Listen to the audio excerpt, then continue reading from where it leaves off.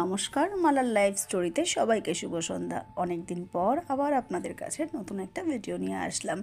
আপনাদেরকে আগেই বলেছিলাম যে আমার বাড়িতে এবারে পৌষ পার্বণে কোনো রকমভাবেই আমি পিঠে বানাতে পারিনি। প্রথমত নিজের শরীর খুব খারাপ ছিল, তার সঙ্গে বাবার শরীর খুবই খারাপ, এখনও বাবা পুরোপুরি সুস্থ হয়ে উঠতে পারেনি।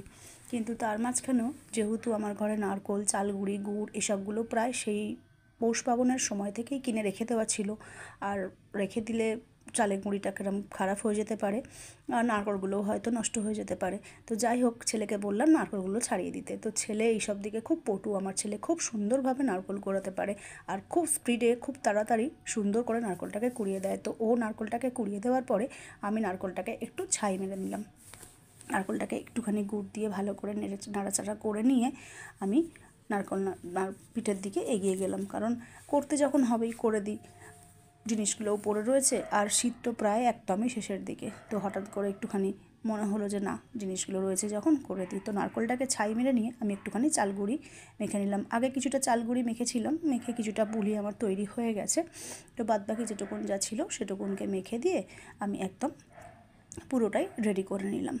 তো চালগুড়িটা মাখার পরে আমি আরও কিছু পুলি অবশিষ্ট ছিল, সেগুলোকে বানিয়ে নিলাম।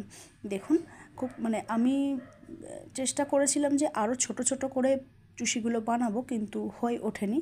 কারণ কি, অতটা সময় ছিল না হাতে, কারণ বাবার খাবার করে আমাকে পাঠাতে হবে। সেই জন্য যতটা তাড়াতাড়ি পেরেছি করে দিয়েছি। তো প্রায় পুলিগুলো অনেকটাই রেডি হয়ে গেছে। দেখুন, সুন্দর করে আমি দুধ পুলিগুলোকে বানিয়েছি। দুধটা কিছুটা ফুটিয়ে রেখেই দিয়েছি, খানিকটা তেজপাতা দিয়ে, এলাচ দিয়ে দুধটাকে ভালো করে ফুটিয়ে রেখে দিয়েছি। এবার আমি এই চুষিগুলোকে গড়ে নিচ্ছি। নারকোলের পুর দিয়ে দিয়ে একটা একটা করে চুষিকে সুন্দর করে গড়ে নিচ্ছি। আর দুধটা যেহেতু ফোটানোই রয়েছে, এটা রেডি করে নেওয়ার পরে এটা দুধে দিয়ে আমি জিনিসটা বানিয়ে নেব। দুধ পুলি ছাড়া আমাদের বাড়িতে খুব একটা সেরকম কিছু বানানো হয় না, দুধ পুলিটাই সবাই খুব প্রেফার করে। এই যে দেখুন, আমি সব প্রায় পুলিগুলো তৈরি করে নিলাম। এবার দুধটা ফোটানোই রয়েছে, তার মধ্যে দেবো। দেখুন কি সুন্দর দেখতে লাগছে, পুরো সুন্দর করে সাজিয়ে রেখেছি ফুলের মতন করে। এবার আমি ওগুলোকে দুধের মধ্যে দিয়ে ফোটাবো। দুধটা তো বললামই আগে যে একটুখানি ফুটিয়ে রেখে দিয়েছি। এই দেখুন, এবার আমি পুলিগুলোকে সব দুধের মধ্যে দিয়ে দিচ্ছি। এখানে 1.5 লিটার মতন দুধ রয়েছে। 1.5 লিটার দুধের মধ্যে আমি পুলিগুলো দিয়ে দিয়েছি। পুলিগুলো এবার ভালো করে ফুটে গেলে নামানোর সময় আমি এবার গুড় দিয়ে দেবো। তো চলুন বন্ধুরা, গুড়টাও দিয়ে দিয়েছি। দেখুন কত সুন্দর দেখতে হয়ে গেছে। লাস্টে সাজানোর জন্য আর একটুর ওপরে গুড় ছড়িয়ে রেখে দেবো। তো বন্ধুরা, আমার এই ভিডিও আপনাদের কেমন লাগছে অবশ্যই একটু কমেন্টের মাধ্যমে জানাবেন। আর চ্যানেলটা ভালো লাগলে একটু সাবস্ক্রাইব করে দেবেন।